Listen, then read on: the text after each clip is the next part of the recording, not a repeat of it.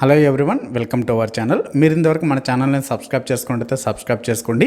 పక్కనే ఉన్న bell icon click చేయడం ద్వారా మేము చేసే ప్రతి అప్డేట్ మీకు మొబైల్ నోటిఫికేషన్ రూపంలో రావడం జరుగుతుంది. ఏపీఎస్సి గ్రూప్ 1 అండ్ గ్రూప్ 2లో కొత్తగా చేర్చినటువంటి యొక్క ఇండియన్ సొసైటీ, భారతీయ సమాజం అనేటువంటి ఈ టాపిక్కి సంబంధించి ఈ సెక్షన్ నుంచి మనకు 30 మార్కులు ఉంటాయి. ఇందులో మనకు భారతీయ సమాజానికి సంబంధించి టర్మినాలజీ, పదజాలం అనేది మనం చాప్టర్ 1లో చూసాం. మరి దిస్ ఇస్ ద చాప్టర్ 2. ఈ చాప్టర్లో మనము భారత సమాజము లక్షణాల గురించి చూద్దాం. So features of the Indian society అనేటువంటిది మనకు చాప్టర్ 2 అండి. సో చాప్టర్ 1 చూడని వాళ్ళు చాప్టర్ 1 కూడా సో డిస్క్రిప్షన్లో ఇచ్చిన లింక్ ద్వారా చూడొచ్చు. సో మరి ఈ భారతీయ సమాజం లక్షణాలు అనేటువంటిది సెకండ్ టాపిక్. ఇది మరి ఏపీఎస్సి గ్రూప్ 2 ప్రిలిమినరీ ఎగ్జామ్కి ఉండేటువంటి సిలబస్, కొత్త సిలబస్ ఆధారంగా మనము చెప్పడం జరుగుతుంది. సో ఇందులో మనకు సొసైటీ అంటున్నాం. సొసైటీ అనేటువంటిది, సొసైటీ అనగా సమాజం. మరి ఈ సొసైటీ అనేటువంటి ఇంగ్లీష్ పదము ఒక లాటిన్ పదం నుంచి పుట్టింది. ఆ లాటిన్ పదం ఏది అంటే సొసైటస్ అనేటువంటి ఈ లాటిన్ పదం నుంచి పుట్టినటువంటిది సొసైటీ అనే పదం. సమాజం అని తెలుగులో అంటాం. అంతేకాకుండా ఇంకా దీన్ని సోషియస్ అనే పదం నుంచి కూడా పుట్టింది. సో సోషియస్ అనే పదం నుంచి సొసైటస్ అనేటువంటి పదం పుట్టింది. సొసైటీ అనే పదం సొసైటస్ నుంచి పుట్టింది. ఈ సొసైటస్ అనేటువంటి లాటిన్ పదం పుట్టింది. సోషియస్ అనే పదం నుంచి పుట్టింది. మరి ఈ సోషియస్ అంటే అర్థం ఏంటి అంటే, సోషియస్ అనగా కామ్రేడ్ అనేటువంటి అర్థాన్ని ఇస్తుంది. మరి కామ్రేడ్ అంటే ఏంటి? సో బ్రదర్ లాంటివారు. సారీ, బ్రదర్ అనొచ్చు, లేదా ఫ్రెండ్ అని కూడా మీనింగ్ వస్తుందండి. మిత్రుడు లేదా సోదరుడు అనే మీనింగ్ వస్తుంది కామ్రేడ్ అంటే. సో సోషియస్ అంటే కామ్రేడ్. అది సొసైటస్ అనేది లాటిన్ పదం. సొసైటీ అనేది పుట్టినది సొసైటస్ అనే లాటిన్ పదం నుంచి పుట్టింది. మరి సొసైటస్ అనే లాటిన్ పదం పుట్టింది సోషియస్ అనే పదం నుంచి. సోషియస్ అంటే కామ్రేడ్ అని. కామ్రేడ్ అంటే మిత్రుడు లేదా సోదరుడు అని అర్థాన్ని ఇస్తుంది. మరి సమాజం అంటే ఏంటి? సమాజం అనగా సామాజిక సంస్థలు, ఇంకా ప్రజల సమూహాలు. ఇంకా ఓన్లీ ప్రజల సమూహాలు అనడం కన్నా సంస్కృతితో కూడిన ప్రజల సమూహాలు అని కూడా చెప్పుకోవచ్చు. సంస్కృతితో కూడిన ప్రజల సమూహం అని కూడా చెప్పొచ్చు. సమాజం అంటే సామాజిక సంస్థలు, సంస్కృతితో కూడిన ప్రజల సమూహమే ఈ యొక్క సమాజం అని చెప్పుకుంటాం. మరి ఈ సామాజిక సంస్థలకు ఉదాహరణలుగా మనము వివాహం చెప్పుకోవచ్చు,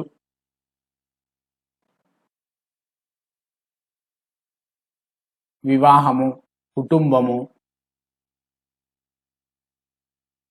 కులము, బంధుత్వము, సో మొదలైనటువంటివన్నీ కూడా ఇవి సామాజిక సంస్థలుగా చెప్పుకుంటాం. సామాజిక సంస్థలు అంటే వివాహము, బంధువులు, కుటుంబము, కులము, సో ఇటువంటివన్నీ మనము సామాజిక సంస్థలకు ఉదాహరణలుగా చెప్పుకుంటాం. అంతేకాకుండా సంస్కృతితో కూడిన ప్రజల సమూహం అని కూడా చెప్పుకోవచ్చు సమాజం అంటే. మరి ఈ సమాజానికి సంబంధించి సో చాలా మంది వ్యక్తులు చాలా నిర్వచనాలు ఇచ్చారు. అందులో మనం కొన్ని నిర్వచనాలు చూసినట్టయితే, సో గిడ్డింగ్స్ అనేటువంటి వ్యక్తి, సో గిడ్డింగ్స్ అనే ఆయన ఏమన్నారు అంటే, సమాజం అనేటువంటి భావనలోని ఒక సమిష్టి దృక్పథం నిబిడీకృతమై ఉంది. అది ఒక వ్యవస్థ. అందులోని వ్యక్తులందరూ శిరసా వహించవలసిన సంబంధాలు కలిగి ఉన్నటువంటిదే సమాజం అని చెప్పారు గిడ్డింగ్స్ అనేటువంటి వ్యక్తి. సో వీళ్ళంతా కూడా సామాజికవేత్తలండి, ఇప్పుడు చెప్పేటువంటి వాళ్ళందరూ కూడా. సో ఈ నిర్వచనాలను కొంతమంది సామాజికవేత్తలు సమాజానికి సంబంధించిన కొన్ని నిర్వచనాలను ఇచ్చారు. అందులో గిడ్డింగ్స్ ఏమని ఇచ్చారు? సమాజం అనేటువంటి భావనలోనే ఒక సమిష్టి దృక్పథం నిబిడీకృతమైంది, అది ఒక వ్యవస్థ, అలానే అందులో ఉన్నటువంటి వ్యక్తులందరూ శిరస వహించవలసిన సంబంధాలు కలిగి ఉన్నటువంటిదే సమాజం అని గిడ్డింగ్స్ పేర్కొన్నారు. మరి ప్రొఫెసర్ రైట్ ఏమన్నారంటే, సముదాయంలోని వ్యక్తుల మధ్య నెలకొన్న సంబంధాల వ్యవస్థయే సమాజం అని ఈయన నిర్వచించారు సమాజాన్ని. మరి మైకేవర్ అనేటువంటి వ్యక్తి ఏ విధమైనటువంటి నిర్వచనాన్ని ఇచ్చారంటే, society is a web of social relationships అన్నారు. అంటే సామాజిక సంబంధాలను, వాటి అల్లికలను అధ్యయనం చేసే శాస్త్రమే ఈ సోషియాలజీ అనేసి పేర్కొన్నారు. మరి ఇతను రాసినటువంటి గ్రంథం ఏది అంటే ది సొసైటీ. ది సొసైటీ అనేటువంటి గ్రంథాన్ని రాశారు మైకెవర్. మరి లేపియర్ అనేటువంటి సామాజికవేత్త ఏమన్నారంటే సమాజం అంటే కేవలం కొంతమంది వ్యక్తులతో కూడిన సమూహం మాత్రమే కాదు, వారి మధ్య నిరంతరం నెలకొని ఉండేటువంటి పరస్పర చర్యల సంక్లిష్ట రూపమే సమాజం అని చెప్పారు లేపియర్. సో ఈ విధంగా కొంతమంది సామాజికవేత్తలు సమాజానికి సంబంధించిన నిర్వచనాలు ఇచ్చారు. మరి ఈ సోసియాలజీ అనేటువంటి పదాన్ని, సోసియాలజీ అంటే సామాజిక శాస్త్రం అంటాం. ఈ సోసియాలజీ అనేటువంటి పదాన్ని మొట్టమొదటిగా ఎవరు వాడారు అంటే ఫ్రాన్స్కు చెందినటువంటి ఆగస్ట్ కాంటే వాడారండి.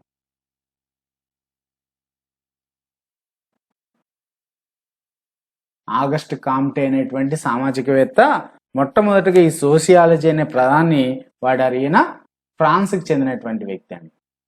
మరి ఎప్పుడు మొట్టమొదటిగా వాడారంటే 1838 సంవత్సరంలో 1838లో మొట్టమొదటిసారిగా ఈ పదాన్ని వాడారు.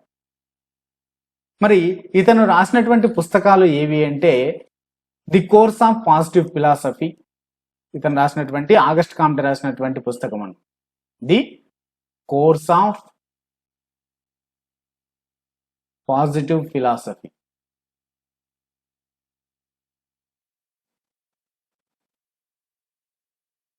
ఇంకో గ్రంథము a general view of positivism.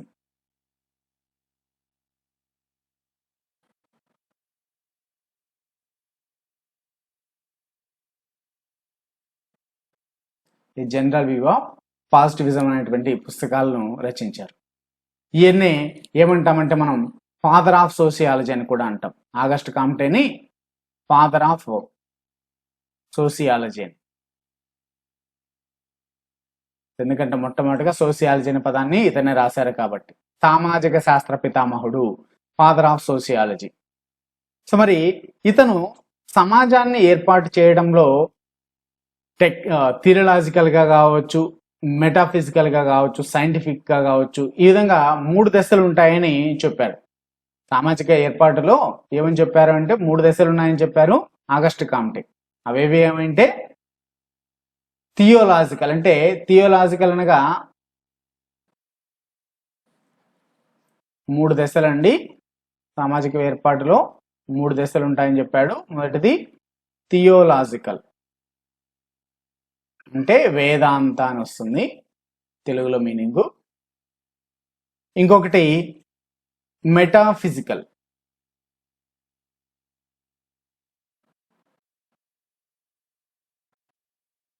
Metaphysical అనగా అధిభౌతిక.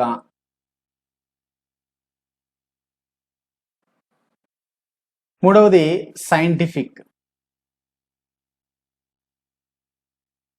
సైంటిఫిక్ అంటే శాస్త్రీయ. సో ఈ విధంగా వేదాంత, ఆదిభౌతిక, శాస్త్రీయ అనేటువంటి 3 దశలు ఉంటాయని చెప్పాడు. మరి ఈయన్ని ఫాదర్ ఆఫ్ ది సోసియాలజీ అని చెప్పుకుంటామన్నాం. ఎవరిని? ఆగస్ట్ కాంటేని ఫాదర్ ఆఫ్ సోసియాలజీ అన్నాం. ఇక్కడ మీరు గమనించాల్సినటువంటిది, ఒక్కొక్కసారి కన్ఫ్యూజ్ అవుతుంటారు. ఈయన ఫాదర్ ఆఫ్ ది సోసియాలజీ అంటున్నాము, కానీ ఫాదర్ ఆఫ్ ఇండియన్ సోసియాలజీ ఎవరు? Father of Indian sociology. So father of Indian sociology వచ్చేసి జిఎస్ గార్వే ఆర్ గోవింద్ సదాశివ్ గార్వే అనొచ్చు.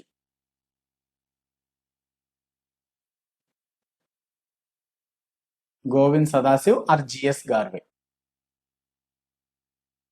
దీన్ని ఫాదర్ ఆఫ్ ఇండియన్ సోసియాలజీ అంటారు. మరి ఈ సోసియాలజీ అనేటువంటి ఈ శాస్త్రము ఈ ఫ్రెంచ్ విప్లవము, పారిశ్రామిక విప్లవం యొక్క పునాదులుగా ఆవిర్భవించిందని చెప్పొచ్చు. మరి పారిశ్రామిక విప్లవం ఎప్పుడు జరిగింది? పారిశ్రామిక విప్లవం జరిగినది 1780 నుంచి 1820. అలానే ఫ్రెంచ్ విప్లవము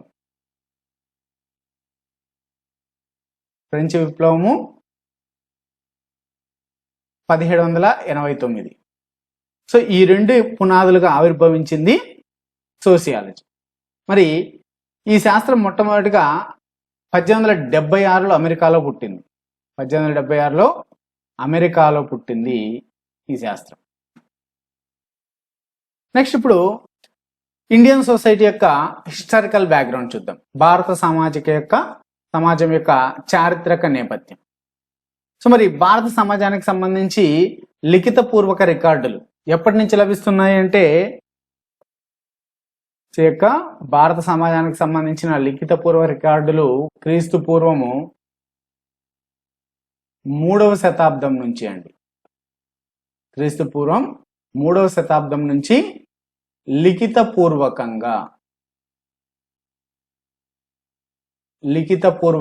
ఆధారాలు అనేటివి లభిస్తున్నాయి. రికార్డులు, లిఖిత పూర్వక ఆధారాలు లేదా లిఖిత పూర్వక రికార్డులు లభిస్తున్నటువంటిది ఎప్పటి నుంచి అంటే క్రీస్తు పూర్వం 3వ శతాబ్దం నుంచి. క్రీస్తు పూర్వం 3వ శతాబ్దం నుంచి లభిస్తున్నాయి.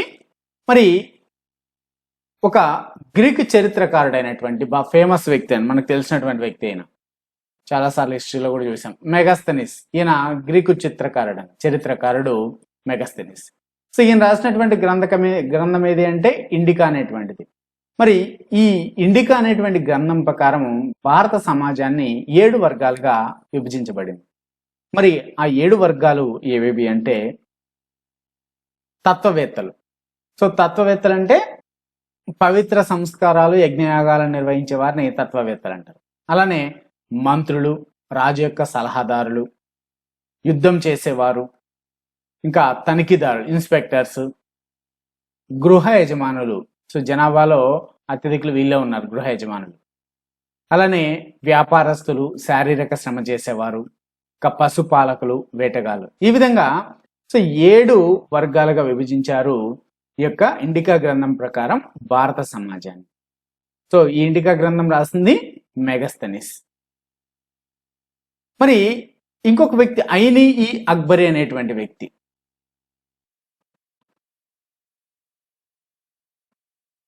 ఐనీ-ఇ అక్బరీ ఈయన రాసినటువంటి గ్రంథంలో ఐనీ అక్బర్ అనేటువంటి గ్రంథం ఇది. దీన్ని రాసినటువంటి వ్యక్తి అబుల్ ఫజల్ రాశారు ఆ గ్రంథాన్ని. ఈ అబుల్ ఫజల్ రాసినటువంటి ఈ ఐనీ-ఇ అక్బర్ అనేటువంటి గ్రంథంలో మొఘలుల కాలం నాటి హిందూ సామాజిక వ్యవస్థను బంధుత్వ వ్యవస్థాపన ఆధారంగా ఏర్పడిన సామాజిక సంవర్గాలుగా విభజించారు. సో ఈయన అబుల్ ఫజల్. మరి డ్యూటే బోర్బోజా పోర్చుగీస్ వ్యక్తి అండి. ఇంకొక వ్యక్తి డ్యూటే బార్బోజా అని కూడా అంటారు. ఈయన పోర్చుగీస్ అండి.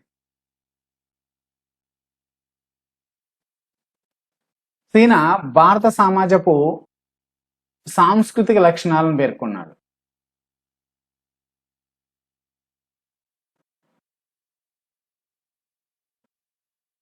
భారత సమాజపు సాంస్కృతిక లక్షణాలను పేర్కొన్నారు ఈయన. ఎవరు? డ్యూటే బార్బోజా అనేటువంటి వ్యక్తి. అబుల్ ఫజలు సో ఆయన రాసినటువంటి ఐనీ అక్బర్ గ్రంథంలో మొఘల్ కాలం నాటి హిందూ సామాజిక వ్యవస్థను అలానే బంధుత్వ స్థాపన ఆధారంగా ఏర్పడిన సామాజిక సంవర్గాలను ఆయన వివరించారు. మరి ఈ salient features of Indian society గురించి చూద్దాం. భారత సమాజ లక్షణాలు. మరి భారత సమాజ లక్షణాలు చూసినట్టయితే మరి ఎన్ని లక్షణాలను కలిగి ఉంది భారత సమాజం అంటే 9 లక్షణాలను కలిగి ఉంది. అవి ఏవేవి అంటే మొదటిది భౌగోళిక వైవిధ్యం, జియోగ్రాఫికల్ డైవర్సిటీ. నెక్స్ట్ రెండవది మతపరమైన వైవిధ్యం, రిలీజియస్ డైవర్సిటీ. మూడవది కుల వ్యవస్థ, క్యాస్ట్ సిస్టమ్. నాలుగవది జాతి విభాగాలు, రేసియల్ డివిజన్స్. 5 భాషా విభాగాలు, లింగ్విస్టిక్ డివిజన్స్. 6 కల్చరల్ డివిజన్స్, సాంస్కృతిక విభాగాలు. 7 జాయింట్ ఫ్యామిలీ, ఉమ్మడి కుటుంబము. 8 గ్రామీణ సమాజం, రూరల్ సొసైటీ. 9 భిన్నత్వంలో ఏకత్వం, యూనిటీ ఇన్ డైవర్సిటీ. సో ఈ విధమైనటువంటి లక్షణాలను కలిగి ఉన్నది భారత సమాజం. వీటిని మనము భారత సమాజ లక్షణాలు, salient features of Indian society అంటాం. మరి ఈ 9 గురించి ఒక్కొక్క దాని గురించి డీటెయిల్ గా చూద్దాము. ముందుగా మొదటిది భౌగోళిక వైవిధ్యం, జియోగ్రాఫికల్ డైవర్సిటీ. సో భారత సమాజ ప్రధాన లక్షణం భిన్నత్వం అండి. భారత సమాజం యొక్క ప్రధాన లక్షణం ఏది అంటే భిన్నత్వం. ఈ భిన్నత్వానికి ప్రధాన కారణం ఏంటంటే విభిన్నమైనటువంటి భౌగోళిక అంశాలు. భారత సమాజం యొక్క ప్రధాన లక్షణము భిన్నత్వం అంట. మరి ఈ భిన్నత్వానికి కారణము, మెయిన్ కారణము విభిన్నమైనటువంటి భౌగోళిక అంశాలు. అవి ఏవేవి అంటే ఇవి. ఎగ్జాంపుల్ గా ఈ పర్వతాలు, తీర మైదానాలు, అడవులు, శీతోష్ణ స్థితి, ఈ మొదలైనటువంటి ఈ విభిన్నమైన భౌతిక అంశాలే భిన్నత్వానికి ప్రధాన కారణంగా చెప్పుకుంటాం. మరి రెండవది ఏంటి? రిలీజియస్ డైవర్సిటీ, మతపరమైన వైవిధ్యం. మన భారత సమాజం తెలుసు చాలా మతాలకు నిలయంగా చెప్పుకుంటాం. విభిన్న మతాల నిలయం అంటాం. భారత సమాజము విభిన్న మతాలకు నిలయంగా చెప్పుకుంటాం. మరి మన భారతదేశంలో విభిన్న మతాలు ఉన్నప్పటికీ ప్రధాన మతం ఏది? ప్రధాన మతం అంటే ఏంటి? మనకు తెలిసినటువంటిదే. సర్వమతాలకు సంగ్రహాలయమైనటువంటి హిందూ మతమే ప్రధాన మతంగా చెప్పుకుంటాం. భారతీయుల ప్రధాన మతం ఇది హిందూ మతం, సర్వమతాలకు సంగ్రహాలయం ఇది. మరి దేశంలో మైనారిటీ సామాజిక వర్గాలు ఉన్నాయి చాలా. మరి మైనారిటీ సామాజిక వర్గాలు ఏవేవి అంటే ముస్లిమ్స్ కావచ్చు, క్రిస్టియన్లు,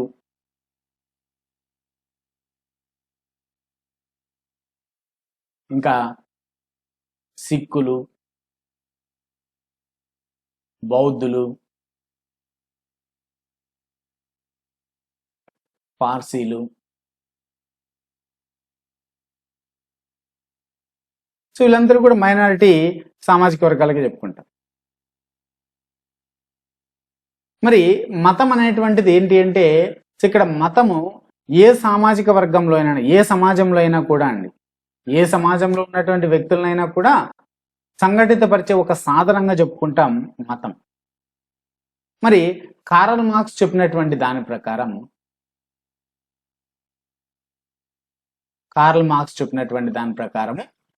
మతం మత్తు పదార్థం లాంటిది. మతం అనేది మత్తు పదార్థం లాంటిది అన్నారు Karl Marx. Religion is the opium of the people అన్నారు కార్ల్ మార్క్స్ అండి. Religion is the opium of the people అన్నారు. మరి ప్రతి మతానికి కూడా ఆ మత ప్రజల జీవన విధానంపై ప్రభావం చూపే పవిత్ర మత గ్రంథం ఉంటుంది. ప్రతి మతానికి కూడా ఆ మతానికి చెందినటువంటి ప్రజల యొక్క జీవన విధానంపై ప్రభావం చూపుతూ ఉంటాయి ఈ పవిత్ర మత గ్రంథాలు. అవి ఎగ్జాంపుల్ మనం ఇక్కడ చెప్తున్నాం. హిందూ మతం భగవద్గీత, సిక్కుల పవిత్ర గ్రంథం గురు గ్రంథ సాహిబ్, ఇస్లాం పవిత్ర గ్రంథం ఖురాను, క్రిస్టియన్ పవిత్ర గ్రంథం బైబిల్. ఈ విధంగా ఒక్కొక్క మతానికి ఒక్కో రకమైనటువంటి పవిత్ర గ్రంథాలు ప్రజల యొక్క ఆ మత ప్రజల జీవన విధానం పైన ప్రభావం చూపుతుంటాయి. మరి మూడవది కుల వ్యవస్థ, క్యాస్ట్ సిస్టమ్. మరి క్యాస్ట్ సిస్టమ్ గురించి చూసినట్టయితే కుల వ్యవస్థ యొక్క ఎంఎన్ శ్రీనివాస్ చెప్పినటువంటి దాని ప్రకారం,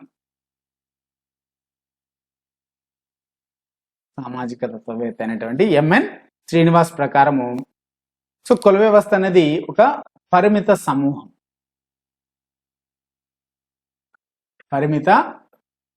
సమూహము, ఇంకా నియమిత సంబంధాలు గల ప్రజల సమూహం అని చెప్పవచ్చు. పరిమిత సమూహం అలానే నియమిత సంబంధాలు గల ప్రజల సమూహమే కుల వ్యవస్థ. కులం అని చెప్పచ్చు, కుల వ్యవస్థ కులం అని చెప్పచ్చు. ఎంఎన్ శ్రీనివాస్ ఏమని చెప్పారంటే కులం గురించి, పరిమిత సమూహము, నియమిత సంబంధాల గల ప్రజల సమూహమే కులం అని ఆయన అన్నారు. మరి ఈ కులం అనేది హిందూ సమాజం యొక్క ముఖ్య లక్షణంగా చెప్పుకుంటాం. మరి ఎక్కడి నుంచి ఆవిర్భవించింది ఈ కుల వ్యవస్థ అంటే వర్ణ వ్యవస్థ నుంచి ఆవిర్భవించింది కుల వ్యవస్థ. హిందూ మత ప్రభావం వలన ఇస్లాంలో అలానే క్రిస్టియానిటీలో కుల వ్యవస్థ వివిధ అంతస్తుల రూపంలో కనబడుతుంది. ఈ హిందూ మత ప్రభావం వలన వీటిలో ఇస్లాం మతంలోను, క్రిస్టియానిటీలోను. ఫర్ ఎగ్జాంపుల్ ఇక్కడ ఇస్లాం మతంలో చూసినట్టయితే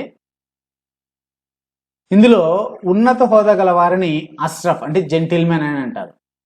నిమ్న సామాజిక వర్గాలను కమీన్ అని అంటారు. మరొక వర్గీకరణలో అఫ్రషన్లని, అష్రఫ్లను షేక్ అని, సహీద్ అని, మొఘల్, పఠాన్లు, అజ్ఞాన్, కిందోపి, ఇంకా దర్జీ, సో ఈ విధమైనటువంటి తరగతులుగా విభజించారు. మరి క్రైస్తవ మతంలో రెడ్డి క్రిస్టియన్లు, కమ్మ క్రిస్టియన్లు, తమిళ క్రిస్టియన్లు, మాల క్రిస్టియన్లు, ఈ విధంగా మొదలైనటువంటి వర్గాలు ఉన్నాయి క్రైస్తవంలో. అలానే సిక్కుల్లో కూడా అంతే, జాట్ సిక్కులు, మహాజాబి సిక్కులు, ఇలాగా వీటిని ఉదాహరణలుగా చెప్పుకోవచ్చు. ఈ హిందూ మత ప్రభావం వలనే ఇస్లాం మతంలోను, క్రిస్టియానిటీలోను, సిక్కుల్లోను వివిధ అంతస్తుల రూపంలో కనబడుతోంది ఈ కుల వ్యవస్థ. మరి కుల వ్యవస్థ తర్వాత 4వది జాతి విభాగాలు, రేసియల్ డివిజన్స్. రేసియల్ డివిజన్స్ అంటే జాతి విభాగాలు. మరి జాతి అంటే ఏంటి అంటే, జాతి అనగా జైవిక, వారసత్వ, శారీరక, భాష ప్రాతిపదికన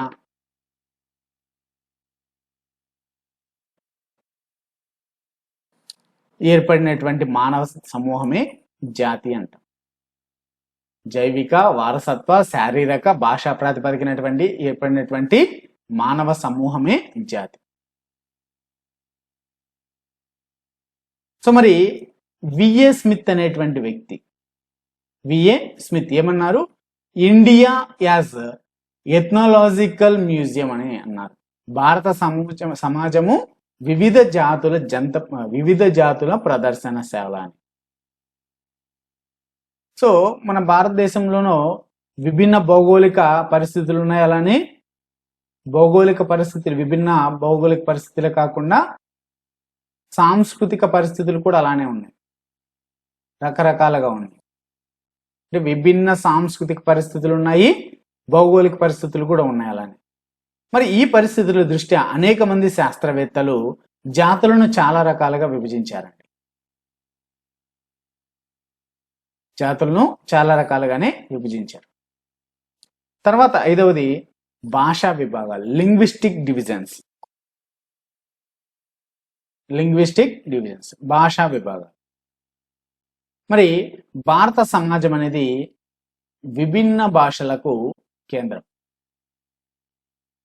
చాలా రకాల భాషలకు కేంద్రంగా చెప్పుకుంటాం భారతదేశం. సమాజంలో భాషా సమైక్యతను సాధించడానికి కారణమైన భాషగా సంస్కృతం పిలువబడుతోంది. ఈ సంస్కృత భాష అనేది ప్రాచీన భారతదేశ చరిత్రలో అధికార భాషగా కొనసాగింది. ఈ సంస్కృత భాష అధికార భాషగా కొనసాగింది.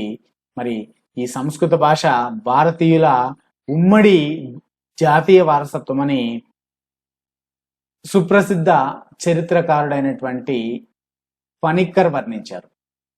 సంస్కృత భాష భారతీయుల ఉమ్మడి జాతీయ వారసత్వం అనేసి చెప్పాడు ప్రసిద్ధ చరిత్రకారుడైనటువంటి పనిక్కర్.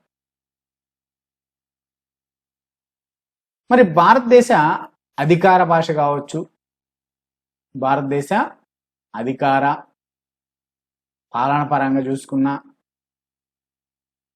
చట్టపరంగా చూసుకున్నా భాష ఏది అంటే హిందీ అండ్ ఇంగ్లీష్, ఈ 2 భాషలు. భారతదేశం అధికార పరంగా, పాలనా పరంగా, చట్టపరంగా భాష ఏదంటే హిందీ మరియు ఇంగ్లీష్. మరి భారత రాజ్యాంగంచే గుర్తింపబడ్డ భాషలు ఎన్ని అంటే, భారత రాజ్యాంగంచే గుర్తింపబడ్డ భాషలు 8వ షెడ్యూల్లో ఉన్నాయి. మరి 8వ షెడ్యూల్లో ఎన్ని భాషలు ఉన్నాయి? 8వ షెడ్యూల్లో ఉన్నది 22 భాషలు ఉన్నాయి. భారత రాజ్యాంగం గుర్తించినటువంటి భాషలు 8వ షెడ్యూల్లో ఉన్న 22 భాషలు. మరి భారత రాజ్యాంగం అమల్లోకి వచ్చినప్పుడు 8వ షెడ్యూల్లో ఇన్ని భాషలు లేవండి. అప్పుడు ఓన్లీ భారత రాజ్యాంగం అమల్లోకి వచ్చినప్పుడు 14 భాషలు ఉండేటివి. తర్వాత మిగతా 8 చేర్చారు. మరి క్లాసికల్ లాంగ్వేజెస్ ఏవి? అంటే సాంప్రదాయ భాషలు. మన భారతదేశంలోని మొత్తం సాంప్రదాయ భాషలు క్లాసికల్ లాంగ్వేజ్ 6 ఉన్నాయి.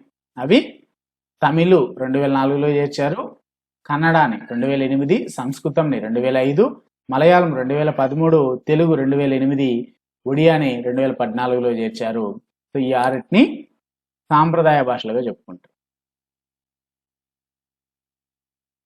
మరి మన భారతదేశంలోని జనాభా లెక్కల ప్రకారం 1961 జనాభా లెక్కల ప్రకారం చూసినట్టయితే మరి ఎన్ని భాషలు మాట్లాడే ప్రజలు ఉన్నారు మన భారతదేశంలో అంటే 1652 భాషలు మాట్లాడుతున్నారు. 1652 భాషలు మాట్లాడే ప్రజలు మన భారతదేశంలో ఉంటారు. మరి దేశంలో ఉన్నటువంటి ప్రధాన భాషల ఆధారంగా భారతదేశాన్ని ఎన్ని ప్రాంతాలుగా విభజించవచ్చు అంటే 12 భాషా ప్రాంతాలుగా విభజిస్తారండి. భారతదేశాన్ని భాషల ఆధారంగా చూసినట్టయితే 12 భాషా ప్రాంతాలుగా వర్గీకరించవచ్చు. మరి ప్రస్తుతం దేశంలో ఉన్నటువంటి అన్ని భాషలను ఎన్ని భాషా ప్రాంతాలకు గుర్తించారంటే 5 భాషా కుటుంబాలుగా వర్గీకరించారు. ప్రస్తుతం అన్ని భాషలను 5 భాషా కుటుంబాలుగా వర్గీకరించారు. అని ఇక్కడ 12 భాషా ప్రాంతాలుగా వర్గీకరించవచ్చు, కానీ వర్గీకరించినది మాత్రం 5 భాషా ప్రాంతాలుగా ప్రధానంగా వర్గీకరించారు. మరి అవేవేవి అంటే ఇండో ఆర్యన్ భాషా కుటుంబం, ద్రవిడియన్ భాషా కుటుంబం, ఆస్ట్రిక్ భాషా కుటుంబం లేదా ఆస్ట్రో ఏసియాటిక్ భాషా కుటుంబం అని, సైనో టిబెటన్ భాషా కుటుంబం అని, ఇండో యూరోపియన్ భాషా కుటుంబం అని, ఈ విధంగా 5 భాషా కుటుంబాలుగా మన భారతదేశంలో ప్రస్తుతం ఉన్న అన్ని భాషలను ఈ 5 భాషా కుటుంబాలుగా వర్గీకరించారు. ఒక్కొక్క దాని గురించి చూద్దాం. మొదటిది ఇండో ఆర్యన్ భాషా కుటుంబం. మరి ఇండో ఆర్యన్ భాషా కుటుంబం మరి భారతదేశంలో అత్యధిక ప్రజానీకం మాట్లాడే భాషలు 74% అండి. 74% మాట్లాడే భాషలు ఈ ఇండో ఆర్యన్ భాషా కుటుంబం కిందకి వస్తారు. అంటే 74% ప్రజలు మాట్లాడే భాషలన్నీ దీని కిందకి వస్తాయి. అవేవంటే హిందీ, బెంగాలీ, మరాఠీ, గుజరాతీ, ఒరియా, పంజాబీ, బీహారీ, రాజస్థానీ, అస్సామీ, సంస్కృతము, సింధీ, ఉర్దూ, కాశ్మీరీ. సో 74% మాట్లాడే భాషలు ఈ ఇండో ఆర్యన్ భాషా కుటుంబం. మరి ద్రవిడియన్ భాషా కుటుంబం, మరి దీన్ని వచ్చేసి 25% మంది ప్రజలు మాట్లాడతారు. అవేవి ద్రవిడియన్ భాషలు అంటే తెలుగు, తమిళము, కన్నడము, మలయాళం. ఇవే కాకుండా ఇంకా గిరిజన భాషలు కూడా ఉన్నాయండి, చాలా గిరిజన భాషలు ఉన్నాయి. ఇవి ద్రవిడియన్ భాషా కుటుంబం ప్రజలు 25% మాట్లాడతారు. మరి మూడవది ఆస్ట్రిక్ భాషా కుటుంబం లేదా ఆస్ట్రో ఏసియాటిక్ భాషా కుటుంబం. ఇంకో పాయింట్ మర్చిపోయాను. సో అతి ప్రాచీన భాష ఏది ద్రవిడియన్ భాషా కుటుంబంలో? అతి ప్రాచీన భాష వచ్చేసి తమిళం అండి. అతి ప్రాచీన భాష తమిళము. అలానే అత్యధిక మంది మాట్లాడే ద్రవిడ భాష, అత్యధిక ప్రజలు మాట్లాడే భాష తెలుగు మాట్లాడతారు ఈ ద్రవిడ భాషలు. ఈ 2 పాయింట్లు గుర్తుంచుకోండి. నెక్స్ట్ ఆస్ట్రిక్ భాషా కుటుంబం లేదా ఆస్ట్రో ఏసియాటిక్ భాషా కుటుంబం. సో మరి మధ్య భారత్లోని గిరిజన తెగలు మాట్లాడే భాషలు, మధ్య భారతదేశంలోని గిరిజన తెగలు మాట్లాడే భాషలు. సో ఈ భాషలకంటూ లిపి అంటే ఏం లేదండి, లిపి లేనటువంటి భాషలు. సో సంతాల్, ముండా, హో. ఈ సంతాల్ వచ్చేసి జార్ఖండ్, బీహార్లో మాట్లాడతారు. ముండా వచ్చేసి జార్ఖండ్లో మాట్లాడతారు. హో వచ్చేసి ఇది కూడా జార్ఖండ్లో మాట్లాడేటువంటి గిరిజన తెగలు మాట్లాడే భాషలే. మరి 4వ కుటుంబం సైనో టిబెటన్ భాషా కుటుంబం. మరి ఈశాన్య రాష్ట్రాల్లో కాసా, కాశీ, నాగా, మిజో.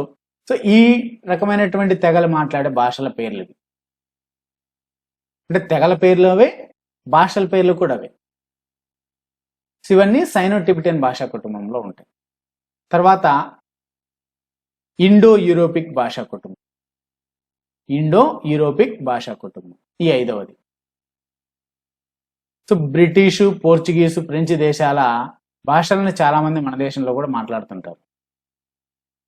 వాళ్ళు ఇండో యూరోపియన్ భాషా కుటుంబం కింద వస్తారు.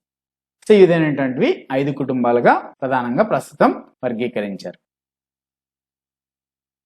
మరి రాజ్యాంగం గుర్తించినటువంటి చాలా గిరిజన భాషలు కూడా ఉన్నాయి. ఇప్పటివరకు మనం గుర్తించినటువంటి 5 కుటుంబాల గురించి చెప్పుకున్నాం. మరి గుర్తించినటువంటివి కూడా ఉన్నాయి.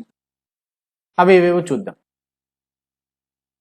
లింగ్విస్టిక్ సర్వే ఆఫ్ ఇండియా ప్రముఖ బ్రిటిష్ భాషా శాస్త్రవేత్త అయినటువంటి జార్జ్ అబ్రహాం గ్రియర్సన్ 1898 నుంచి 1928 వరకు భారతదేశంలో మొట్టమొదటిగా భాషాపరమైనటువంటి సర్వే నిర్వహించారు.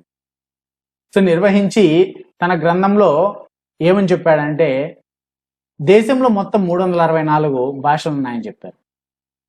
అదే ఈ గ్రంథం పేరే లింగ్విస్టిక్ సర్వే ఆఫ్ ఇండియా అనేటువంటి గ్రంథం. సో జార్జ్ అబ్రహాం గ్రియర్సన్ రాసినటువంటి గ్రంథం ఇది. ఆయన 364 భాషలు ఉన్నాయని పేర్కొన్నారు. తర్వాత 2019లో new linguistic survey of India, దీన్ని చేపట్టినది ఎవరంటే people's linguistic survey of India వారు ఈ న్యూ లింగ్విస్టిక్ సర్వే ఆఫ్ ఇండియాని 2019లో చేపట్టారు. మరి దీని ప్రకారం 780 భాషలు ఉన్నాయి. అయితే ఈ 780 భాషల్లో ప్రస్తుతం మనుగడలో ఉన్నది 453 భాషలు మాత్రమే ప్రస్తుతం మనుగడలో ఉన్నాయి. మరి తర్వాత 2013లో మళ్ళీ protection and preservation of endangered languages, మరి దీన్ని ఎవరు నిర్వహిస్తారంటే కేంద్ర విద్యా మంత్రిత్వ శాఖ నిర్వహిస్తుంది. అయితే నిర్వహించేది ఇదైతే మరి మానిటర్ చేసేది ఏదంటే మైసూర్లో ఉన్నటువంటి central institute of Indian languages. So ఇది మానిటర్ చేస్తుంది. ఇది ఏం చేస్తుందంటే అంతరించిపోతున్నటువంటి భాషలను పరిరక్షించడంలో కీలక పాత్ర పోషిస్తుంది ఈ యొక్క central institute of Indian languages. మరి యునెస్కో వారు చెప్పినటువంటి దాని ప్రకారం ప్రపంచంలో అత్యధికంగా అంతరించే భాషలు గల దేశం భారతదేశం అని చెప్పారు. ప్రపంచంలో అత్యధికంగా అంతరించే భాషలు గల దేశము ఇండియా అన్నారు. ఎన్ని భాషలు అంటే 197 భాషలు అంతరించిపోతున్నాయన్నారు భారతదేశం, యునెస్కో వారు చెప్పినటువంటి దాని ప్రకారం. సో దీని తర్వాత భారత సమాజ లక్షణాల్లో 5 కంప్లీట్ అయ్యాయి. మొత్తం 9 ఉన్నాయి కదా, 5 కంప్లీట్ అయ్యాయి. 6వది ఇంకొక విషయం అండి ఇక్కడ. So encyclopedia of social sciences వారు భారతదేశంలో భాషలను 5 సమూహాలుగా వర్గీకరించారండి. ఒక చిన్న నోటుగా రాసుకోవచ్చు మీరు ఇది. ఇండో ఆరియన్ భాషా కుటుంబం అని, ద్రవిడియన్ భాషా కుటుంబం అని, ఆస్ట్రిక్ భాషా కుటుంబం అని, సైనో టిబెటన్ భాషా కుటుంబం అని, నీగ్రోయిడ్ భాషా కుటుంబం అని వీళ్ళు ఎన్సైక్లోపీడియా ఆఫ్ సోషల్ సైన్సెస్ వారు దేశంలోని భాషలను 5 సమూహాలుగా వర్గీకరించే ఇవే 5. ఇందాక చెప్పినటువంటివి జస్ట్ ఒక చిన్న నోటుగా రాసుకోండి, ఒక్కొక్కసారి మనకి అడగచ్చు చెప్పలేం. నెక్స్ట్ 6వది సాంస్కృతిక విభాగాలు, కల్చరల్ డివిజన్స్. FW టైలర్ చెప్పినటువంటి దాని ప్రకారం, FW టైలర్ ఈయన అభిప్రాయం ప్రకారము ఇక కళలు కావచ్చు, విజ్ఞానం కావచ్చు, కళలు, విజ్ఞానము, నమ్మకాలు, ఇంకా చట్టాలు, ఇంకా నైతిక సూత్రాలు, ఆచార సాంప్రదాయాలు, సో ఇవన్నీ కూడా ఇంకా కూడా సమాజంలో సభ్యునిగా వ్యక్తి సంపార్జించుకున్నటువంటి శక్తి సామర్థ్యాలతో కూడిన సంక్లిష్ట మొత్తాన్నే ఈ కల్చరల్ డివిజన్స్ గా చెప్పుకోవచ్చు. అంటే సంస్కృతి అనొచ్చు అనమాట.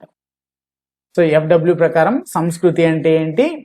విజ్ఞానము, నమ్మకాలు, కళలు, నైతిక సూత్రాలు, చట్టాలు, ఆచార సాంప్రదాయాలు, ఇంకా సమాజంలో సభ్యునిగా వ్యక్తిని సంపార్జించుకున్నటువంటి శక్తి సామర్థ్యాలతో కూడినటువంటి ఒక సంక్లిష్ట మొత్తాన్నే సంస్కృతి అన్నాడు ఈయన. మరి తరతరాల నుంచి వస్తున్నటువంటి ఆచార వ్యవహారాలు కావచ్చు, సమాజంతో ముడిపడినటువంటి నమ్మకాలు, కట్టుబాట్లు, నీతి నియమాలతో కూడిన ప్రవర్తన విధానమే ఈ సంస్కృతి అని చెప్పొచ్చు. కల్చర్ అంటాం మనం. మరి మన భారత సమాజం చెప్పొచ్చు, భారత సమాజము సంస్కృతికి పుట్టినిల్లు అని చెప్పుకుంటాం. చాలా రకాల సంస్కృతులు మన భారతదేశంలోనే ఉన్నాయి. మరి ప్రతి సంస్కృతి కూడా సమగ్రమైనదే. అయితే ఈ సంస్కృతిని ఒక నిర్ణీత సమూహ సభ్యులు ఉమ్మడిగా పంచుకుంటారు. ఒక్కొక్క రకమైనటువంటి సమూహానికి ఒక్కొక్క రకమైనటువంటి సంస్కృతి ఉంటుంది. మరి ఆ సమాజాన్ని అర్థం చేసుకోవడానికి ఇది కూడా ఒక ప్రధాన భూమికగా చెప్పుకోవచ్చు. ఏ సమాజాన్నైనా కూడా అర్థం చేసుకోవడానికి ఆ ఉమ్మడి సమూహానికి సంబంధించినటువంటి సంస్కృతి అనేది ఒక ప్రధాన పాత్ర లేదా ప్రధాన భూమికగా చెప్పుకుంటాం. మరి భారత సమాజంలో సాంస్కృతిక ధోరణులను ప్రభావితం చేసింది ఏదంటే ఆర్య సంస్కృతి అండి. ఆర్య సంస్కృతి ప్రభావితం చేసింది. మరి భారతీయ సాంస్కృతిక వారసత్వానికి చరకుడు రచించినటువంటి చరక సంహిత అలానే సుశ్రుతుడు రచించినటువంటి సుశ్రుత సంహితలలో ఈ సుశ్రుత సంహిత తెలుసు మనకు, సర్జరీలకు సంబంధించి చాలా ఫేమస్ అంటారు. సర్జరీలకు సంబంధించినటువంటి గ్రంథంగా చెప్పుకుంటారు సుశ్రుత సంహిత, సుశ్రుతుడు రచించారు. సో దీంతో పాటు అష్టాంగ హృదయ అనే వైద్య ఆయుర్వేద గ్రంథాలను ఇప్పటికీ కూడా వైద్యులు దానిని అనుసరిస్తున్నారు, దానిలను కూడా ఇప్పటికీ చెక్ చేస్తున్నారు. దీని తర్వాత 7వది ఉమ్మడి కుటుంబం, జాయింట్ ఫ్యామిలీ. సో ఈ లక్షణాల్లో మనకి ఇంకా 3 ఉన్నాయి: joint family, rural society, unity in diversity. ఉమ్మడి కుటుంబం అంటే తెలుసు.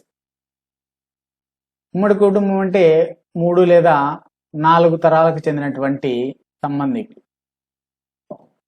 3 లేదా 4 తరాలకి చెందిన సంబంధికులు అంటే రక్త సంబంధికులు అండి. ఇక్కడ ఆ రక్త సంబంధికులందరూ కూడా కలిసి నివసించడం వల్ల ఏర్పడేటువంటి సంస్థనే ఉమ్మడి కుటుంబం అంట.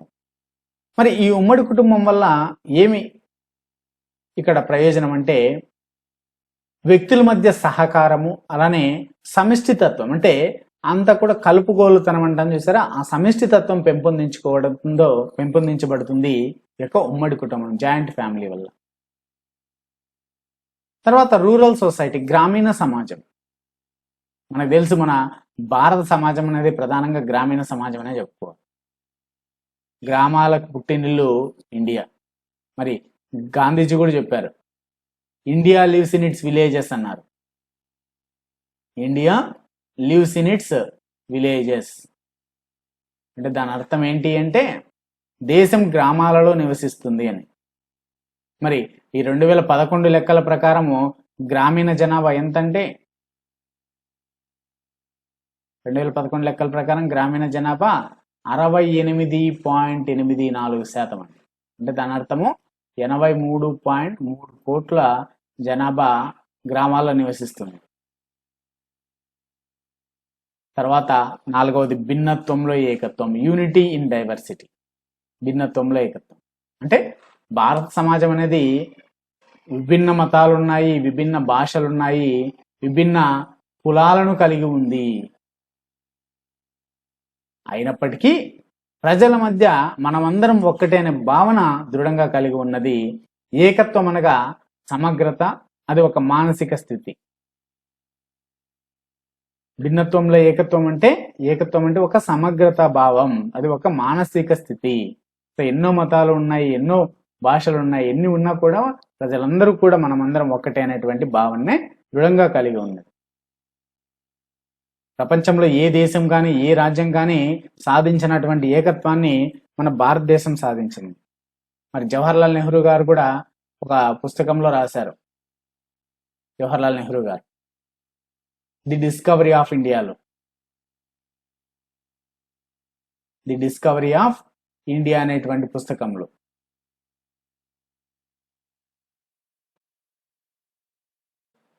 సో భారతీయ ఏకత్వం అనేది బయట నుండి సంగ్రహించింది కాదు, ఇది నమ్మకాలు ఆచారాలను పాటించే లోతైన విషయంగా ప్రతి విషయాన్ని రకాలను ఉత్సాహపరుస్తూ స్వీకరించేదిగా పేర్కొన్నారు జవహర్లాల్ నెహ్రూ గారు తన యొక్క పుస్తకం. ఆయన అన్నారు, సో భారతదేశాన్ని వివరిస్తూ నెహ్రూ గారు ఒక పదాన్ని వాడారండి, భిన్నత్వంలో ఏకత్వం అనేటువంటి పదాన్ని వాడారు. భిన్నత్వంలో ఏకత్వం చాలా రకాలు ఉన్నప్పటికీ మనుషులందరూ కూడా మనమందరం ఒకటే అనేటువంటి బాధనే ఏకత్వం అని అన్నారు. జవహర్లాల్ నెహ్రూ గారు. మరి ఈ అంశాలన్నీ వాటితో పాటుగా వ్యక్తులు నివసించేటువంటి ప్రదేశము, వారి మధ్య ఉన్నటువంటి అంతర్ సంబంధాల వ్యవస్థలు కూడా సమాజ లక్షణాలుగా పిలువబడతాయండి. సో మెయిన్ మనం ఈ 9 లక్షణాలను చెప్పుకుంటాం. తర్వాత రేషియల్ క్లాసిఫికేషన్, జాతుల వర్గీకరణ. సో మరి భారత ప్రజలు ఖచ్చితమైన మూలం దొరకడం కష్టం అండి. భారతీయ ప్రజలకు అంటే భారతీయ ప్రజలు ఎక్కడి నుంచి పుట్టుకొని వచ్చారనేటువంటి మూలం ఎక్కడ ఉంది అనేసి దొరకడం చాలా కష్టం. సో రామాపిథికస్ చూసినట్టయితే ఇక్కడ, సో రామాపిథికస్ అనే జాతి ఉత్తర పశ్చిమ హిమాలయాల్లో శివాలిక్ పర్వత శ్రేణుల్లో కనిపించింది. శివాలిక్ పర్వత శ్రేణుల్లో కనిపించింది. ఈ జాతి 14 మిలియన్ సంవత్సరాల క్రితం అండి, 14 మిలియన్ సంవత్సరాల క్రితం నివసించిన మొదటి తరం మానవునిగా నమ్ముతారు. మరి ఈ జాతితో పోలిన మరో పిథికస్ ఆస్ట్రాలోపిథికస్ అండి, ఆస్ట్రాలోపిథికస్ జాతి. సో ఈ రామపిథికస్ జాతితో పోలినటువంటి మరొక ఆస్ట్రాలోపిథికస్ జాతి భారతదేశంలో 2 మిలియన్ సంవత్సరాల క్రితం నివసించినట్లుగా గుర్తించారు.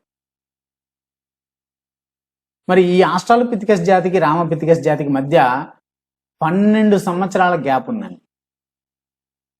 అంటే ఈ రామపిథికస్ జాతి నుంచి ఇక్కడ ఆస్ట్రాలోపిథికస్ జాతికి ఆవిర్భవించడానికి 12 మిలియన్ సంవత్సరాల గ్యాప్ కనిపిస్తుంది.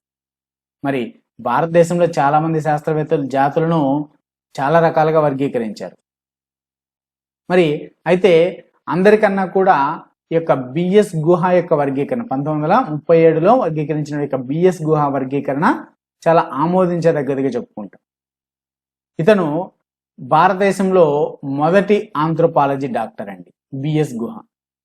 ఇతను ఆంథ్రోపోలాజికల్ సర్వే ఆఫ్ ఇండియాకు మొదటి డైరెక్టర్గా, అంటే 1945 నుంచి 54గా 45 నుంచి 54 వరకు పనిచేశారు. మొదటి డైరెక్టర్గా ఆంథ్రోపాలజికల్ సర్వే ఆఫ్ ఇండియా. మరి ఇతని వర్గీకరణ శాస్త్రీయమైనది, అలానే భారతదేశంలో ఆమోదించబడింది కూడా. ఇతను జాతులను ఎన్ని రకాలుగా వర్గీకరించారంటే 6 రకాలుగా వర్గీకరించారు జాతులు. అవి ఏవేవి అంటే, 1 నీగ్రిటోలు, 2 ప్రోటో ఆస్ట్రలాయిడ్లు, 3 మాంగోలాయిడ్స్, 4 మెడిటేరియన్లు ఆర్ ద్రవిడియన్లు, 5 వెస్టర్న్ బ్రాకీసెఫాలు, 6 నార్డిక్లు ఆర్ ఇండో ఆరియన్లు. ఈ విధంగా 6 జాతులను 6 రకాలుగా వర్గీకరించారు బిఎస్ గుహ. మరి ఒక్కొక్క దాని గురించి చూసినట్టయితే, మొదటగా నీగ్రిటోలు కాదండి, నీగ్రిటోలు. సో నీగ్రిటోలు, సో ఈ జాతి వారు భారత సమాజంలోని పురాతన మానవులు. భారత సమాజంలో పురాతన మానవులు ఎవరంటే నీగ్రిటోలు. వీరు ఆఫ్రికా నుండి Africa to Arabia, Iran, Balochistan మీదుగా మన భారతదేశానికి వచ్చారండి. ఆఫ్రికా నుండి ఈ నీగ్రిటోలు అరేబియా, ఇరాన్, బెలూచిస్తాన్ల మీదుగా వచ్చారు మన భారతదేశానికి ఈ నీగ్రిటోలు. మరి వీళ్ళ లక్షణాలు ఎలా ఉంటాయంటే, వీళ్ళు పొట్టిగా ఉంటారండి. నీగ్రిటోలు ఎలా ఉంటారు? పొట్టిగా ఉంటారు, అలానే నల్లగా ఉంటారు, నలుపు రంగులో ఉంటారు, ముక్కు కూడా దుబ్బ ముక్కులా ఉంటుంది. వీళ్ళ లక్షణాలు. ఎగ్జాంపుల్కి అస్సా,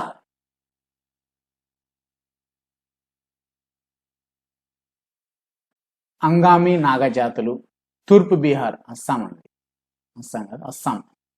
అంగామి నాగా జాతులు, తూర్పు బీహార్లో రాజ్మహల్ కొండ జాతులు, ఆంధ్రప్రదేశ్లో యానాదీలు, తమిళనాడులో ఎరుంబ, వైనాడు ఇరుల కడారులు, కొచ్చిన్ ప్రాంతంలో పనియన్లు, అండమాన్ నికోబార్ దీవులు జార్వా, ఓంగు, గ్రేట్ అండమానీసు, సెంటెనెల్స్. వీళ్ళందరూ యొక్క నీగ్రిటోలకి ఎగ్జాంపుల్గా చెప్పుకోవచ్చు. ఈ రాష్ట్రాల్లో ఆ జాతులు. తర్వాత రెండవది ప్రోటో ఆస్ట్రలాయిడ్. వీరు నీగ్రిటోల తర్వాత వీళ్ళు మన దేశానికి వచ్చారు. ఎక్కడి నుంచి వచ్చారంటే వీళ్ళు పశ్చిమ ఆసియా నుంచి వచ్చారు. పశ్చిమ ఆసియా నుండి మన భారతదేశానికి వచ్చారు ప్రోటో ఆస్ట్రలాయిడ్. భారత సమాజంలో మొట్టమొదటిగా వ్యవసాయం ప్రారంభించినది వీళ్ళేనండి. మొట్టమొదటిగా భారతదేశంలో వ్యవసాయాన్ని ప్రారంభించినటువంటి వారు ప్రోటో ఆస్ట్రలాయిడ్. ఈ జాతి వారే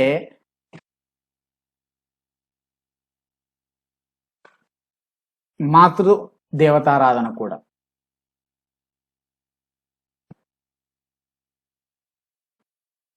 మాతృదేవతారాధన కూడా వీరితోనే ప్రారంభమైంది, ప్రోటో ఆస్ట్రలాయిడ్. మరి వీళ్ళ లక్షణాలు ఎలా ఉంటాయంటే గోధుమ రంగు వెంట్రుకలు, దట్టమైన వెంట్రుకలతో పొడవైన తల, వెడల్పైన నాసిక అనగా ముక్కు, వెడల్పైన ముక్కు, ఉబ్బెత్తుగా ఉన్నటువంటి దవడ, చిన్న గడ్డము, గోధుమ నుండి నలుపు రంగు శరీరము, ఎత్తు తక్కువ అంటే పొట్టిగా. సో ఇవి వీళ్ళ యొక్క లక్షణాలు. ఎగ్జాంపుల్కి మధ్య భారతదేశంలోని సంతాల్స్, ముండా, లక్కాకోలు, కొరవలు, అలానే ఆంధ్రప్రదేశ్, ఒడిస్సాల్లో గదబ, ఈ జాతుల వాళ్ళు ప్రోటో ఆస్ట్రలాయిడ్లకి ఎగ్జాంపుల్గా చెప్పుకోవచ్చు. తర్వాత మూడవ జాతుల వాళ్ళు మాంగోలాయిడ్స్. మరి వీళ్ళని విదేశీయులు అని చెప్పుకుంటాం. భారతదేశానికి వచ్చి స్థిరపడిన విదేశీయుల్లో వీళ్ళు చివరి వారు అని చెప్పుకోవచ్చు. చివరి విదేశీయులు, భారతదేశానికి వచ్చి స్థిరపడిన వారిలో చివరి విదేశీయులు అని చెప్పవచ్చు. మరి ఎక్కడెక్కడ వీళ్ళు విస్తరించి ఉన్నారంటే హిమాలయ పర్వత పాదాల వద్ద,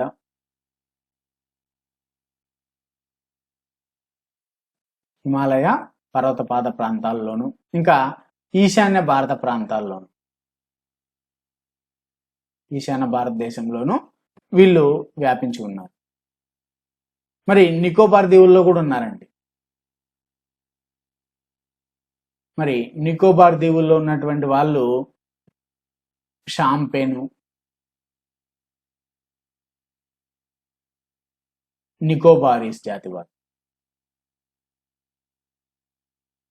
ఈ జాతి వారు వీళ్ళంతా కూడా మాంగోలాయిడ్స్ గాని చెప్పుకుంటాం. వీళ్ళ లక్షణాలు ఎలా ఉంటాయంటే శరీరం మీద, ముఖం మీద వెంట్రుకలు తక్కువ ఉంటాయి, అంటే రోమాలంతగా ఉండవు. అలానే కళ్ళు కూడా ఏటవాలుగా ఉంటాయి, పైకన్రెప్పై ముడతబడి ఉంటుంది, ఎపికాంతిక్ ముడత అంటారు దాన్ని. అలానే శరీరం రంగు పసుపు రంగు, గుండ్రటి తల ఉంటాయి. తర్వాత మెడిటేరియన్లు ఆర్ ద్రవిడియన్లు అంటారు. సో వీరు ద్రవిడియన్లు ఆర్ మెడిటేరియన్లు. మరి దక్షిణ భారతదేశంలో నివసించేది, దక్షిణ భారతదేశం అన్న ద్రవిడ దేశం అన్న రెండో ఒకటే. ఈ ద్రవిడ దేశంలో నివసించి ఉన్నారు ఆర్యుల కన్నా ముందే అండి. ఆర్యుల కన్నా ముందే, ఆర్యులు రాకముందే వీళ్ళు ఉన్నారు. దక్షిణ భారతదేశంలో నివసించారు వీళ్ళు. వీరు దేశ జనాభాలో ఎంత పర్సెంట్ ఉన్నారంటే 20% ఉన్నారు. వీరి ప్రధాన భాష ఏదంటే ద్రవిడ భాషే. మరి వీళ్ళ లక్షణాలు ఎలా ఉంటాయంటే నీగ్రిటో ప్రోటో ఆస్ట్రలాయిడ్లని పోలి ఉంటారు వీళ్ళు. నలుపు రంగులో శరీరం ఉంటుంది, వెడల్పాటి ముక్కు ఉంటుంది, ఒత్తైన జుట్టు ఉంటుంది. తర్వాత 5వ రకం జాతి వారు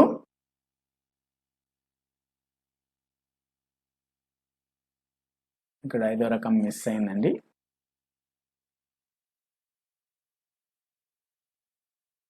5వ రకం జాతి వారు వచ్చేసి వెస్టర్న్ బ్రాకిసెఫాల్.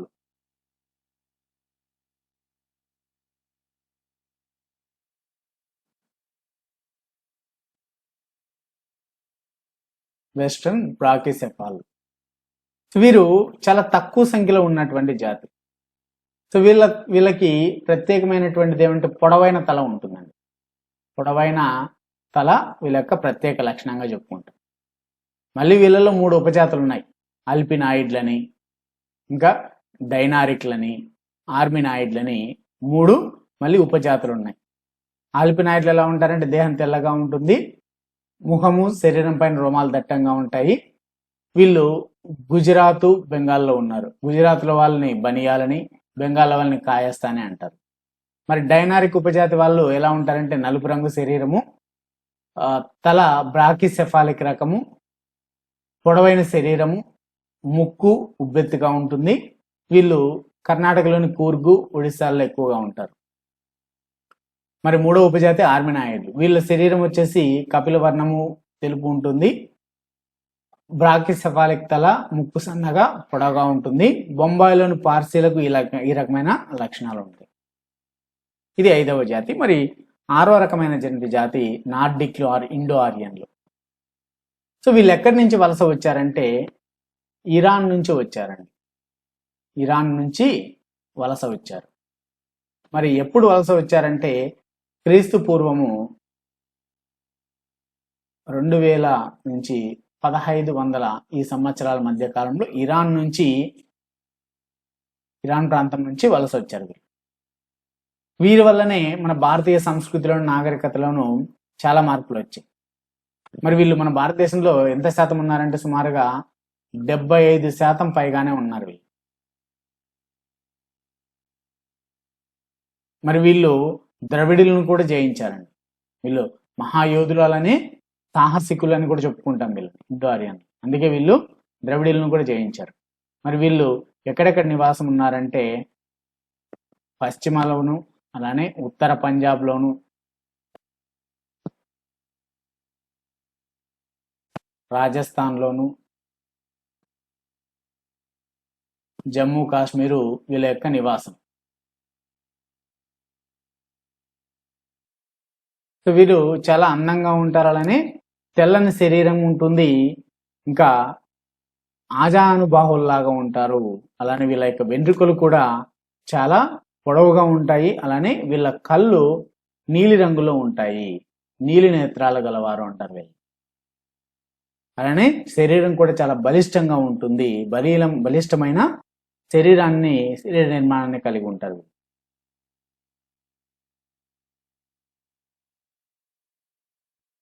మరి ఇంకా కొంచెం ఎక్స్ట్రా ఇన్ఫర్మేషన్ చూసినట్టయితే ఇంకొక శాస్త్రవేత్త హెర్బర్ట్ రిన్లే చెప్పినటువంటి దాని ప్రకారం ఈయన ఏమైనా వర్గీకరించారంటే భారతీయులు 7 జాతులుగా వర్గీకరించారు. ఇతను రాసినటువంటి గ్రంథం ఏంటంటే ద పీపుల్స్ ఆఫ్ ఇండియా. మరి ఇతను 7 రకాల జాతులు వర్గీకరించారు. అవి ఏవేవి అంటే ద్రవిడియను, ఇండో ఆరియను, మాంగోలాయిడు, ఆర్యో ద్రవిడియను, మంగోలో ద్రవిడియను, సైతో ద్రవిడియను, అలానే టర్కో ఇరానియన్ అనేటువంటి 7 జాతులుగా వర్గీకరించాడు. అలానే జేహెచ్ హటన్ ఏ విధంగా వర్గీకరించాడంటే భారత సమాజంలోని జాతులనైనా కకసాయుడు, మంగోలాయుడు, నీగ్రోయిడ్ అనే 3 జాతులుగా విభజించాడు. మరి భారత సమాజంలో ఎక్కువగా ఏ జాతికి చెందిన వాళ్ళు ఉన్నారంటే కకసాయుడు జాతికి చెందిన వారు ఉన్నారని చెప్పారు ఆయన. సో ఈ విధంగా వీళ్ళు కూడా డిఫరెంట్ టైప్స్గా వర్గీకరించారు జాతులను. సో ఇది మనకు భారత సమాజము లక్షణాలు, features of Indian society. Second chapter అనేది ఇండియన్ సొసైటీకి సంబంధించి. సో నెక్స్ట్ 3rd చాప్టర్ కూడా అప్లోడ్ చేయడం జరుగుతుంది. Thanks for watching. మీకు ఈ వీడియో నచ్చినట్టయితే లైక్ చేయండి, షేర్ చేయండి, కామెంట్ చేయండి. మరిన్ని ఇటువంటి వీడియోస్ కోసం మన ఛానల్ మీరు తప్పకుండా సబ్స్క్రైబ్ చేసుకోండి. All the best friends.